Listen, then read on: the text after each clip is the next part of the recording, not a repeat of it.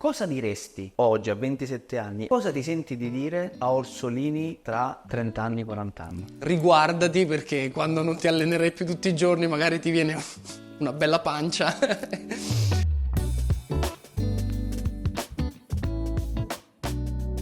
Sicuramente la scorsa stagione è stata una cavalcata pazzesca, un'annata indimenticabile per ognuno di noi, per i nostri tifosi, per tutto quello che ha rappresentato un po' in tutto l'ambiente Bologna. Qual è l'obiettivo del Bologna della stagione 2024-2025? Non mi piace parlare di obiettivi né personali né collettivi, però l'unica cosa che ti posso dire è che affronteremo ogni partita con grande entusiasmo e grandissima emozione, perché quest'anno ogni partita a mio avviso è speciale, ha un valore diverso rispetto alle altre partite. È anche difficile spiegarlo a parole, perché se non si vivono certe emozioni da fuori magari non ci si rende conto di quello che proviamo noi in questo momento e che abbiamo provato. Però comunque c'è la Champions League, che solo a pensare fa venire i brividi, la canzone, una canzoncina, il grido finale, una Bologna che si veste con un vestito bellissimo europeo. Un sogno perché penso sia il coronamento, diciamo, di tutti i sacrifici fatti da quando si è bambini fino ad oggi, perché sfido qualsiasi bambino appassionato di calcio a dire che un giorno magari potrà realizzare i propri sogni giocando in una competizione così bella, penso la più bella del mondo, quindi non c'è minimamente paragone, quindi noi siamo veramente super carichi, super emozionati, quasi eccitati, no? da questa situazione, quindi non vogliamo assolutamente sfigurare, perché abbiamo fatto tanti sacrifici per arrivare qui e sicuramente lotteremo ogni partita pallone su pallone, perché per noi è la vita. Mister italiano non lo scopro di certo io, insomma, un tecnico che ha fatto 3 finali in poco meno di un anno, 2 di Conference e 1 di Coppa Italia con la Fiorentina, un allenatore con le idee chiare, un'idea ben precisa di gioco. Lui è venuto qua anche per togliersi delle soddisfazioni, come noi abbiamo degli obiettivi in comune, quindi quando le strade percorrono un'unica direzione si può solo che far bene. Parli da vero veterano, da un vero giocatore maturo, ed è un complimento, non è? Grazie. Hai fatto la stagione scorsa una stagione incredibile, lo dimostrano i numeri, ma dimostra in realtà, secondo me, per quello che ho visto io, l'atteggiamento in campo. Chiaramente c'è stato forse un momento che tu avresti voluto vivere in maniera diversa, probabilmente la convocazione all'Europeo, che non c'è stata. Ti chiedo se per te, senza voler tornare su quella cosa lì, può essere uno stimolo ancora per poter fare, non ancora meglio, ma continuare a dimostrare quello che sei. Senz'altro, cioè diciamo che nel mondo del calcio ci sono, no? Sia delle emozioni fortissime che anche delle delusioni. Io ho avuto la fortuna e la sfortuna di provarle entrambe nella stessa stagione. Avrei preferito due emozioni forti, due fortune, però va bene, non tutte le ciambelle escono col buco, no? Però questo è anche uno stimolo, come dici te, a dare di più, a magari uno spirito di rivalsa, no? Come ti posso dire, magari dimostrare oppure far cambiare idea, no? Alle volte a qualcuno, magari quella potrebbe essere una sfida ancora più bella, no? Magari il far cambiare idea mi è successo tante volte nella mia carriera, quindi lo so bene che cosa vuol dire far cambiare idea alle persone. Sicuramente sarà uno stimolo in più questo che mi spingerà a dare sempre il massimo.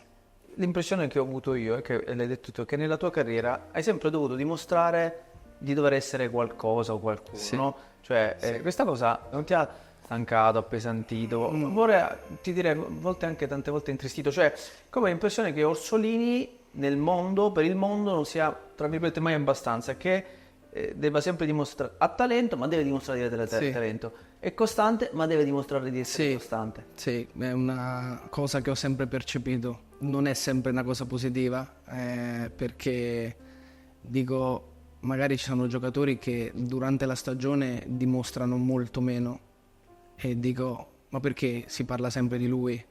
O perché lui sì e io no? O perché, per dire. Però io poi dico, ma a me fondamentalmente cosa interessa? Io sono un professionista, lavoro, le persone che mi vedono lavorare, che sanno come lavoro, riconoscono il mio valore sia come calciatore che il valore umano e basta, per me quella è la vittoria più grande, ti ripeto. Poi se qualcuno mi preferisce, anzi se qualcuno preferisce qualcun altro a me, quello non è un problema mio. Io devo solo dimostrare in primis a me quanto valgo e poi agli altri. Però come dici tu, questa è una sensazione che nel corso della mia carriera, nel corso degli anni, ho sempre percepito, però magari è anche il motivo per cui io mi sono posto tante domande, dico perché? Perché a me? Nel senso, perché tutti dicono questa cosa? Effettivamente c'è qualcosa che posso migliorare? Ho fatto un'analisi un po' introspettiva, no? Tra virgolette, e quindi ho tratto delle conclusioni, comunque mi è servito anche per maturare da un punto di vista caratteriale. Non è una cosa assolutamente negativa, anzi, più qualcuno non crede in me e più io sono lì pronto a dimostrare che si sta sbagliando, quindi va bene così, insomma, vuol dire che questo è il mio destino, tutta una rincorsa. Però cioè, si percepisce, dico, si vede che tu sei una persona, io non ti conosco personalmente, però mi arriva questo che tu mi hai raccontato e la risposta che mi hai dato denota, secondo me, grande maturità e anche grande umiltà, quindi sono due doti e due qualità che hai e insomma tienile Ti ringrazio. tienile care. Senti, adesso voglio parlare un po' di te. La sera dopo Atalanta-Roma e dopo il casino che abbiamo fatto sono andato da solo sul campo principale di Casteldebole e sì, ho pianto. Mi ero commosso anche a Napoli, ma mi ero un po' trattenuto, c'era gente. A Casteldebole invece mi sono sfogato. Sì. Ho usato tutte le lacrime da solo e dalla gioia. Sì. Cosa significano per te quelle lacrime? A parte era buio, quindi non mi vedeva nessuno, meglio.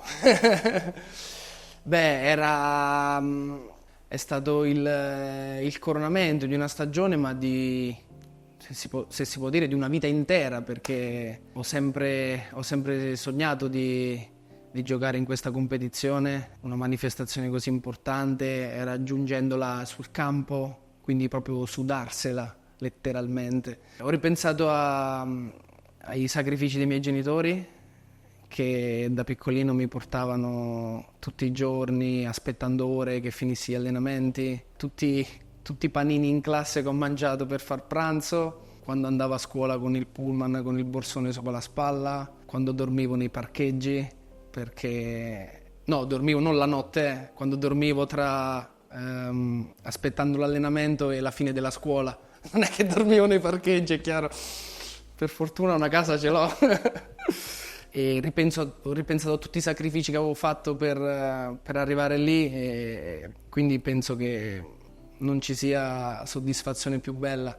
Ho pensato anche a tutti i miei compagni che ho avuto nelle giovanili che non ce l'hanno fatta per un modo o per un altro e niente, è stato bellissimo, è una sensazione che solo a parlarne adesso mi vengono i brividi, perché è qualcosa che non si può spiegare, è un qualcosa da dentro che ti esce fuori.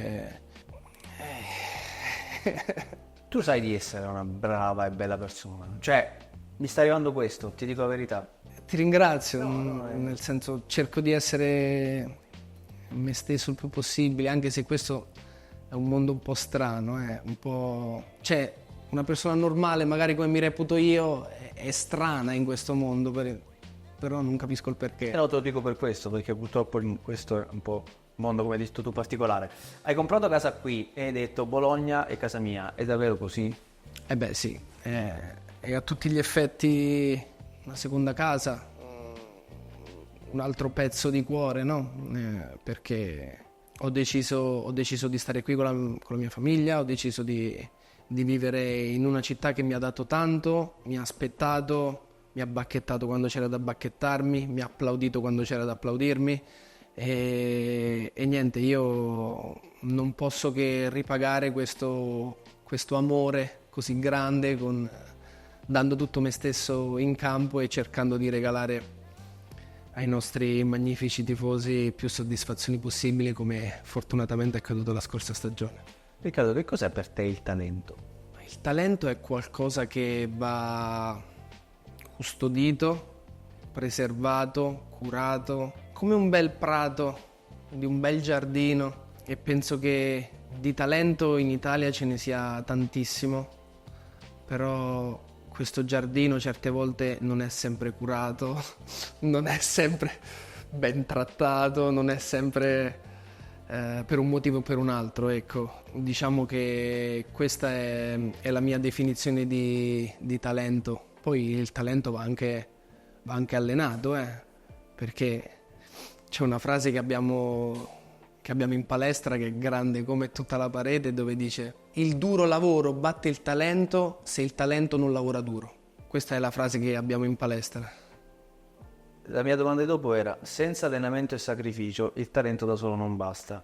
E allora ti chiedo, alla luce di questa frase, tu quanto hai interiorizzato questa cosa, anche grazie a questa scritta della palestra? Beh, molto, perché all'inizio, ti dico la verità, vuoi un po' perché uno ha ancora la mentalità da ragazzino, ancora si faceva fatica a capire questa cosa qua. Però col passare del tempo abbiamo visto che senza la cura del dettaglio, senza alcuni lavori che vanno fatti prima e dopo l'allenamento, anche fuori dal campo, con delle persone che ti possano aiutare in qualche modo, sicuramente tu vai a curare nei minimi dettagli tutti gli aspetti, perché uno è un atleta a 360 gradi. Quindi anche se certi lavori ti possono aiutare quell'1% in più, tu quell'1% te lo devi andare a prendere. E quindi nel corso del tempo ho capito che non basta il talento per arrivare, servono il talento più altre cose, altri fattori. Quindi più mattoncini costruiscono una bella casa. Per come parli, per quello che ti ho detto prima, ti faccio questa domanda: cosa speri di poter essere per i giovani di oggi? Cioè, tu hai solo, rigorosamente tra virgolette, 27 anni, ma ormai sei un veterano, ma non per le partite che hai giocato in campo, per questo percorso che tu hai fatto. Cosa ti piacerebbe essere oggi per i giovani? Per i più giovani di te, diciamo così, dai. Mi piacerebbe, non dico essere una persona, un modello di ispirazione, no, io sono Riccardo Orsolini e basta, ho il mio percorso, ognuno ha il suo percorso, però se raccontando la mia storia, facendo delle giocate, regalando emozioni, posso aiutare anche persone che magari milioni di persone ci guardano, che noi non conosciamo, non sappiamo le loro vite, non sappiamo che emozioni provano, però tramite i miei gesti poter aiutare delle persone e sapere che in qualche modo si sta regalando del bene, per me questa è la cosa più bella, è una missione che va oltre il successo, oltre il denaro, oltre tutte quelle che sono le cose, diciamo, materiali della vita, ecco. Molto bello e grazie ancora. Apri il libro dei ricordi. Ci sono 2 momenti che ti va di raccontarci della tua vita, che ti hanno portato ad essere quello che sei. Ho avuto la fortuna di avere una famiglia splendida alle spalle, che mi ha aiutato tantissimo, mi è stata sempre vicino in tutti i momenti, in tutte le fasi della mia vita, e quindi è grazie a loro che oggi sono la persona che sono, e quindi questa secondo me è la premessa da fare. Poi a livello sportivo parli o... Quello che tu senti che ti ha portato ad essere quello che sei oggi, può essere un'accademia? Ma io ho cercato sempre di essere me stesso in tutte le cose che facevo, che faccio, che farò. Ho cercato sempre di dare priorità ai veri valori della vita, che se ne dica, poi quando si spegneranno un giorno i riflettori, la vita vera è un'altra, non è questa qui. Noi è come se adesso fossimo dentro una bolla di vetro, una bellissima bolla di vetro, però la vita vera è un'altra, quindi dare importanza ai veri valori della vita. E poi niente, i momenti della mia carriera belli che ricordo con felicità, oltre chiaramente alla qualificazione in Champions League, che è stato forse l'apice più bello, come lo posso mettere insieme all'esordio con gol in nazionale. Lo metto anche un'emozione bellissima, è stata quando ho vinto la scarpa d'oro ai mondiali Under 20 in Corea, che è stata un'emozione incredibile perché non me l'aspettavo. E lì insomma sono, diciamo, qualche ricordo qua e là, come magari l'esordio in Serie A, il primo gol. Basta, queste sono un po' le foto che mi vengono in mente dei passaggi della mia carriera. Hai detto una cosa interessante e ci avviamo alla conclusione. Quando si spegneranno i riflettori, allora ti faccio questa domanda, mi è venuta in mente adesso. Cosa diresti oggi, a 27 anni, a Orsolini bambino, e cosa ti senti di dire a Orsolini tra 30 anni, 40 anni, quando si spegneranno i riflettori? Decidi tu da dove vuoi. Beh, a Orsolini bambino gli dico di continuare a sorridere come faceva, di essere il bambino spensierato, giocherellone, divertente, perché è innamorato di questo sport come lo sono ancora, perché quella per me, quell'emozione lì è linfa vitale oggi, capito? E quindi di continuare ad alimentare quel fuocherello lì. All'Orsolini futuro, non so, spero innanzitutto di stare bene. Dillo come se, come se... Riguardati, perché quando non ti allenerai più tutti i giorni magari ti viene una bella pancia. E no, niente, spero di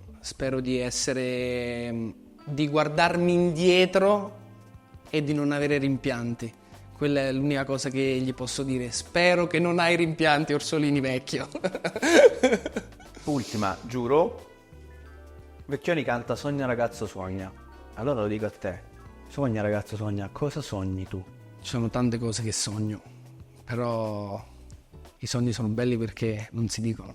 Questa è una risposta fare giuro. Però va bene. Però questa devi concedermela, perché poi io sono molto scaramantico e non mi piace né dire i sogni né dire gli obiettivi. Queste sono due cose che odio. Oggi ho scoperto una cosa di te. Esatto. E questo più che da paracolo era un bel dribbling che mi hai fatto. Esatto, vabbè, da buon dribblatore Grazie davvero Riccardo, e giuro, complimenti davvero. Grazie. Sei una persona splendida. Grazie mille.